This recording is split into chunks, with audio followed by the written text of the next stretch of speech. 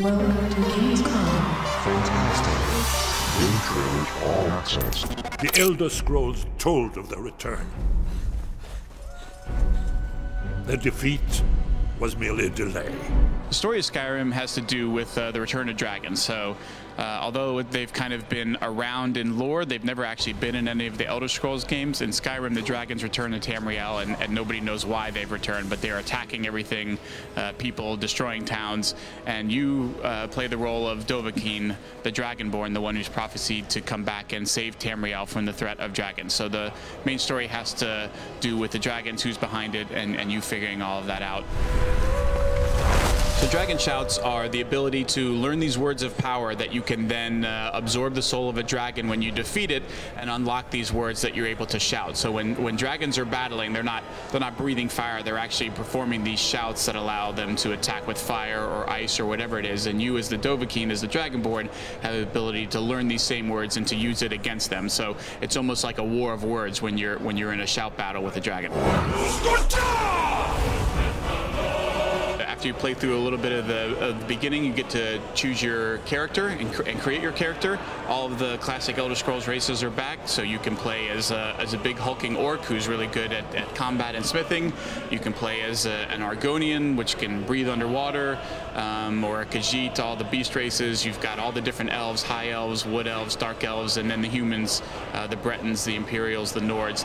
Every race has its own special power or ability that you can use, and they also are particularly good at certain skills, so you'll start off with a little bit of bonus in those skills if you pick that race. Once you pick a race, you're locked into that race for the rest of the game, but we make sure that we really don't lock off anything in the game based on your race, and the rest of the choices you make about your character are all in things you do. So what skills you use, you'll get better at those skills and they'll help you level up. You pick perks in the skills that you're using. You can pick your burst sign as you travel around the world now, rather than picking it early on. We let you pick it and change it as you're playing through the game. You'll find shrines that'll give you blessings. So all the other customizations you can do to your character, you do as you play, so that you can change them up as you go along. This time around with Skyrim, one of the things we focused on with combat is making it feel more kinetic and offering the player a lot more choices. So in Oblivion, it was a bit more traditional. You either had weapons or you didn't. In Skyrim, we've now have it so that your left and right hand operate independently. And so you can have a weapon in one hand and a spell in the other. You can have the same spell in both hands or two different spells. We allow you to mix and match and find your play style. That not only gives the player the ability to change up how they want to play the game and offer a lot more customization in terms of how you battle folks, but it also gives all of the enemy those same abilities. So you'll come across folks that will have a sword and a shield, or a two-handed weapon, bows. They'll have different types of magic that they'll use. They'll combine magic and weapons. So all of that flexibility you have, all of your enemies have as well, and it makes the combat that much more exciting and interesting. In Skyrim, we've continued to work with our Radiant AI system in terms of how characters move around the world and interact with you. You'll see them performing real jobs in towns. Those are jobs that you can also perform, things like cutting wood or going to the mines and mining ore, which can then be used to create weapons.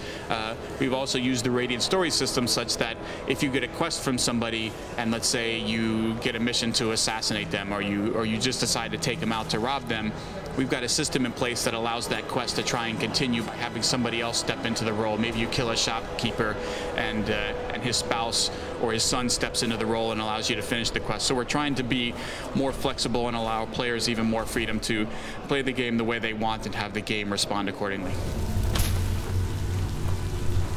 One of our goals for Skyrim was to make sure that the world felt very sort of unique and organic, so that when you're playing the game, you're seeing things that nobody else is seeing, or you're certainly not seeing them like everybody else is seeing. So you'll walk down a road and you may walk from one town to another and get jumped by some bandits, or you may come across some guards escorting a prisoner from one place to another. Somebody else might get two wolves hunting down a deer. So what you see can be completely different, and we further supplement that with the Radiant story system that we've introduced in Skyrim, where we're able to change the parameters of quests that you would normally get in a town, so that it's custom tailored to you. So let's say you went into a town and you had been exploring some dungeons nearby, and we give you a quest where you have to go save somebody who's been kidnapped and taken to a dungeon. You know, in previous games, everybody would get that same quest from the same person to go to the same dungeon. In Skyrim, we're able to say, well, you've been to these 5 dungeons, but this 6th one over here you've never been to, so we're going to set the quest there, and you're going to go to a different dungeon than somebody else might do. It allows the game to be a little bit more customized towards you. We don't want it to be something you ever notice where you say, oh, that was a Radiant story quest. We just want to make it more fun and to make sure that you're seeing all the cool stuff we have for you to see and play. Skyrim is coming on 11/11/11 to PC, Xbox 360, and PlayStation 3.